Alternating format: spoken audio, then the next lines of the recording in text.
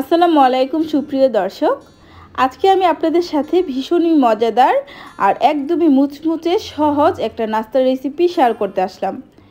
যারা আমার মতো একটু মুচমুচে ঝাল এবং মজাদার রেসিপি খুব সহজভাবে ঘরেই তৈরি করতে চান, আশা করব আমার আজকের এই রেসিপিটা তাদের জন্য ভীষণই উপকার আসবে।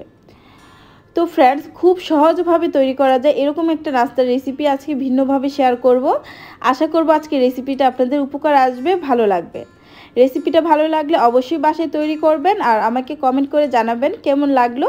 তার পাশাপাশি অবশ্যই আমার চ্যানেলটিকে সাবস্ক্রাইব করবেন, বেশি বেশি লাইক কমেন্ট শেয়ার করে আমাকে উৎসাহ দিবেন। তো প্রথমে আমি এখানে একটা ডো তৈরি করে নিব। তার জন্য এখানে আমি 4 কাপ পরিমাণ আটা নিয়ে নিচ্ছি। আপনারা চাইলে সমপরিমাণ ময়দা দিয়েও কিন্তু এই নাস্তাটা বানাতে পারেন, তবে ময়দা যেহেতু সবসময় বাসায় থাকে না, আমি আটা দিয়ে তৈরি করছি। লবণ দিয়ে দিলাম 1 চা চামচ পরিমাণ, বা স্বাদ অনুযায়ী লবণ দিবেন। এখানে আমি রান্নার রেগুলার তেল দিয়ে দিচ্ছি 3 টেবিল চামচ পরিমাণ, আর সাথে দিয়ে দিচ্ছি 2 চা চামচ পরিমাণ চিনি। চিনিটা দিলে এই নাস্তাটা খেতে কিন্তু খুবই মজার হয়, এবং চিনি, তেল এবং লবণের কম্বিনেশনে এই ডোটা কিন্তু অনেক বেশি খাস্তা হয়, তাই অবশ্যই অল্প একটু চিনি দিয়ে দিবেন। তো এরপর নর্মাল টেম্পারেচারে থাকা অল্প অল্প করে পানি দিয়ে ডোটা তৈরি করে নিচ্ছি। এটা এতটা বর্ণনা দিয়ে বোঝানোর কিছুই নেই, আমরা যারা গৃহিণী আছি সবাই কিন্তু এরকম ডো তৈরি করতে পারি। নর্মাল পানি অল্প অল্প করে দিয়ে হাতের মাধ্যমে আলতো আলতো করে মাখিয়ে আমি ডোটা তৈরি করছি। যতটুকু পানি লেগেছে ঠিক ততটুকুই দিয়েছি, এটার পরিমাণটা বললাম না। তো খুব বেশি নরম না, একটু শক্ত শক্ত করেই ডোটা তৈরি করার চেষ্টা করবেন। তো ফ্রেন্ডস, আমার কিন্তু ডোটা তৈরি হয়ে গিয়েছে। তো ডোটাকে এখন আমি রেস্টে রেখে দিব 20 মিনিটের জন্য। তবে আসলে আমি রেস্টে রেখে দেওয়ার পর কিছুটা বেশি সময় ব্যয় করেছিলাম অন্য কাজে, সেই জন্য কিন্তু আমার ডোটা পরবর্তীতে বেশি নরম হয়ে গিয়েছিল। তো আপনারা 20 মিনিটের বেশি ডোটাকে আবার রেস্টে রাখবেন না, সেক্ষেত্রে ডোটা বেশি নরম হয়ে যায়। আর বেশি নরম হলে ডোটা হ্যান্ডেল করা একটু কঠিন হয়ে পড়ে, বা নাস্তার শেপটা দেওয়া একটু কঠিন হয়ে পড়ে, এবং লেয়ারগুলো কিন্তু একটু কম বোঝা যায়। এটা আমার একটা ভুল হয়েছিল, অন্যদিকে আমি কাজ করতে গিয়ে একটু বেশি সময় আমার লেগে গিয়েছিল। তো যাই হোক, আমি 20 মিনিটের জন্য রেস্টে রাখলাম। আর এদিক থেকে আমি ভেজিটেবলের একটা পুর তৈরি করে নিচ্ছি। খুব সহজভাবেই ঝটপট এই পুরটা তৈরি করা যায়। তেল দিয়ে এখানে আমি 1 চা চামচ পরিমাণ আদা বাটা, 1 চা চামচ পরিমাণ রসুন বাটা দিয়েছি। আদা রসুনটা একটু ব্রাউন কালার করে ভেজে নিয়ে এখানে আমি দিয়ে দিলাম কিছু পেঁয়াজ কুচি। পেঁয়াজগুলোকে একটু নরম করে জাস্ট আমি ভেজে নিব, একদম ব্রাউন কালার করতে হবে না। যখন পেঁয়াজটা কিছুটা সফট হয়ে আসবে এখানে আরও কিছু ভেজিটেবল আমি অ্যাড করে দিচ্ছি। প্রথমে দিয়ে দিলাম এখানে গাজর কুচি, দিয়ে দিলাম কিছু ফুলকপি কুচি। তো গাজর এবং ফুলকপিটাকে আমি একটু ভেজে নিচ্ছি। তো ফ্রেন্ডস, এখানে বলে রাখি, তো ভেজিটেবল কিন্তু যার কাছে যেটা ভালো লাগে, ভাতের কাছে যা থাকে সেটা দিয়ে করতে পারবেন, এরকম কোনো কথা না। আমি যেটা দিয়েছি সেটাই দিতে হবে। তো ভেজিটেবলগুলোকে আমি একটু ভেজে নিচ্ছি, সামান্য একটু লবণ সাথে অ্যাড করে দিলাম। 5 মিনিটের মতো এই শক্ত ভেজিটেবলগুলো ভেজে নেওয়ার পর এখানে আমি দিয়ে দিলাম বাঁধাকপি। আর বাঁধাকপিটা দিয়ে আমি আরও একটু নেড়েচেড়ে আসলে ভেজে নিচ্ছি। তো বাঁধাকপিটা একটু নেড়েচেড়ে নেওয়ার পর এখানে আমি অ্যাড করে দিচ্ছি গোলমরিচের গুঁড়া 1 চা চামচ পরিমাণ। গোলমরিচের গুঁড়াটা অবশ্যই দিবেন, এতে করে স্বাদ অনেকটা বেড়ে যাবে। আর দিয়ে দিলাম একটা ম্যাজিক মশলা। খুব অল্প মশলায় আসলে রান্নাটা করব, তবে খেতে কিন্তু খুবই মজার হয় এভাবে ভেজিটেবলের পুরটা তৈরি করলে। তো ম্যাজিক মশলাটা দেওয়ার পর এখন আমি নেড়েচেড়ে আবারও সব কিছু একটু ভেজে নিচ্ছি। এরপর আমি এখানে অ্যাড করে দিচ্ছি কিছু ক্যাপসিকাম কুচি, এবং এখানে আমি কিছু পেঁয়াজ কলি নিয়েছি, সেগুলোও দিয়ে দিলাম।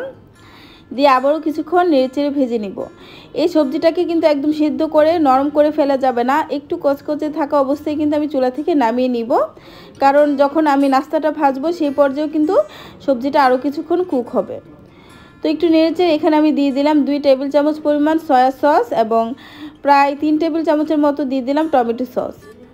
এই দুইটা সসের কম্বিনেশনে এই ভেজিটেবলের পুরটা যে কি মজার হয়েছে, আপনারা এইভাবে একবার তৈরি করবেন, একদম চাইনিজ রেস্টুরেন্টের মতো সুন্দর একটা স্মেল আসছিল। তো সব কিছু এখন জাস্ট নেড়ে চেড়ে নেবেন, আর একটু লবণটা চেক করে নেবেন, যেহেতু সয়া সসে লবণ আছে, লবণ কিন্তু আমি একটু কমিয়ে দিয়েছি। আর এই পর্যায়ে কিন্তু এখন আমার পুরটা একদমই হয়ে গিয়েছে। তো এটা খুব দ্রুত নামিয়ে নিলাম।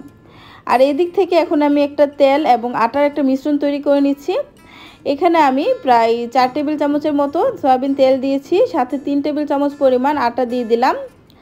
দিয়ে মিশিয়ে নিচ্ছি। ঘনত্বটা বুঝে কিন্তু এখানে আমি আরও 1 টেবিল চামচ পরিমাণ আটা অ্যাড করেছি। আমার কাছে মনে হয়েছে বেশি পাতলা হয়ে গিয়েছে, সেই জন্য এখানে আরও 1 টেবিল চামচ পরিমাণ আটা, তার মানে এখানে 4 টেবিল চামচ পরিমাণ তেল এবং 4 টেবিল চামচ পরিমাণ আটা দিয়ে এরকম ঘন একটা মিশ্রণ আমি তৈরি করে নিয়েছি।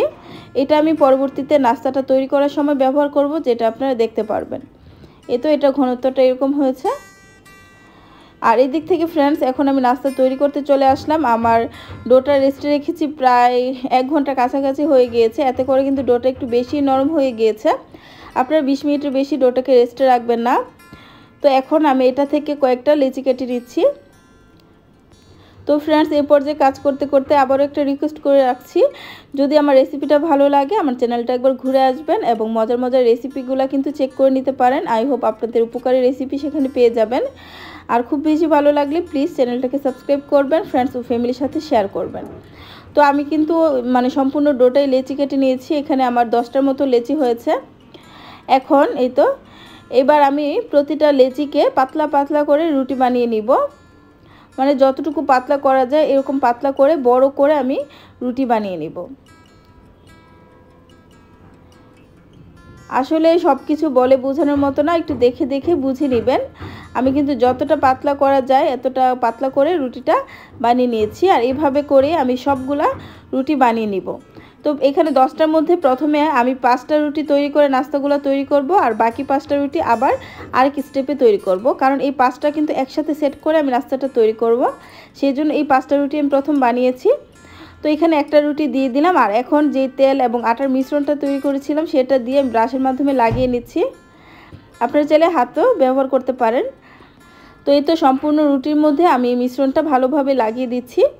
যখন সম্পূর্ণ রুটিটার মধ্যে লাগানো হয়ে যাবে সেই পর্যায়ে আরও একটা রুটি উপর থেকে এনে এভাবে করে আমি সেট করে নিব। সব দিক দিয়ে টেনে টেনে সুন্দরভাবে সেট করে নিতে হবে। আর সেমভাবে এই তেল এবং আটার মিশ্রণটা উপর থেকে লাগিয়ে নিতে হবে। তো এইভাবেই সেম প্রসেসটা ফলো করে একে একে 5টা রুটি এখানে আমি সেট করে নিয়েছি।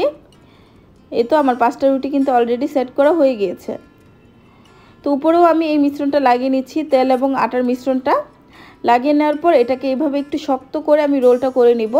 যেহেতু আমার ডোটা নরম হয়ে গিয়েছিল তাই এই পর্যায়ে কিন্তু আমার ডোটা হ্যান্ডেল করা একটু কঠিন হয়ে গিয়েছিল। তো যেহেতু আমি এটা ভুল হয়েছে আমার, সেটা আপনাদের সাথে আমি একটু ভালোভাবে শেয়ার করছি যেন আপনাদের আর এই ভুলটা না হয়। তো আমি একটু রোল করে নিলাম, আর রোলটাকে হাতের মাধ্যমে এরকম করে একটু লম্বাটে করে নিচ্ছি। তো করে নেওয়ার পর একটা ছুরির মাধ্যমে এখন আমি এই রোলটা থেকে কয়েকটা ছোট ছোট লেচি কেটে নিব। প্রথমে সাইডের 2টা অংশ একটু কেটে বাদ দিয়ে দিচ্ছি বা সাইডে রেখে দিচ্ছি। এগুলা দিয়েও বানাবো, তবে এগুলার শেপটা তেমন একটা সুন্দর হবে না। তো মাঝখানের অংশটা আমি একটু পরিমাণটা বুঝে নিচ্ছি কয়টা কাটলে এটা শেপগুলো সুন্দর হবে। তো সেই অনুযায়ী এখন আমি কেটে নিচ্ছি। তো এই পর্যায়ে কিন্তু খুব সুন্দর মতো এখানে অনেকগুলো লেয়ার হয়েছে, আপনারা দেখতে পারবেন। আমি একটু দেখিয়ে দিব লেয়ারগুলা।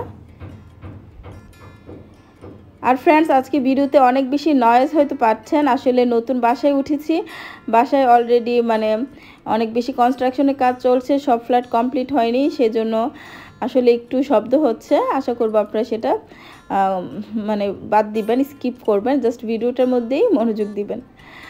তো দেখতেই পাচ্ছেন লেয়ারগুলো কিন্তু স্পষ্ট বোঝা যাচ্ছে। তো এখানে সবগুলা লেচি আমি সুন্দরভাবে শেপ করে নিয়েছি। আর এখন একটু আলতো আলতো করে আমি রুটি বেলে নিচ্ছি। খুব বেশি বড় আর পাতলা না, একটু মোটা করে আলতো আলতো করে রুটি বেলে নিচ্ছি। তো রুটি একটা কিন্তু বেলে নেওয়া হয়ে গিয়েছে। একটু মোটা করে আর ছোট করে রুটিটা বেলে নিতে হবে। তার মধ্যে যে ভেজিটেবলের পুরটা আমি তৈরি করেছি সেটা এইভাবে করে দিয়ে দিলাম। দিয়ে এখন জাস্ট সব দিক থেকে টেনে এনে এটাকে ফোল্ড করে নিব আর কি, সব দিক থেকে সুন্দরভাবে মুড়িয়ে নিব। এটা আপনারা চাইলে কিন্তু আরও অন্যরকম শেপও দিতে পারেন। এটাই আসলে আমার কাছে সিম্পল মনে হয়েছে এবং খুব সুন্দর লেগেছে, আমি এটাই দিয়েছি। আপনারা আপনাদের মন মতো চাইলে যে কোনো শেপে নাস্তাটা বানিয়ে নিতে পারেন। তো একটা কিন্তু শেপ দেওয়া হয়ে গিয়েছে, আরও একটা দিয়ে আমি দেখিয়ে দিচ্ছি। আলতো আলতো করে একটা গোল শেপ দিয়ে নেবেন, তার মধ্যে পুরটা দিয়ে জাস্ট ফোল্ড করে নিলে ঝটপট এই শেপটা হয়ে যাবে।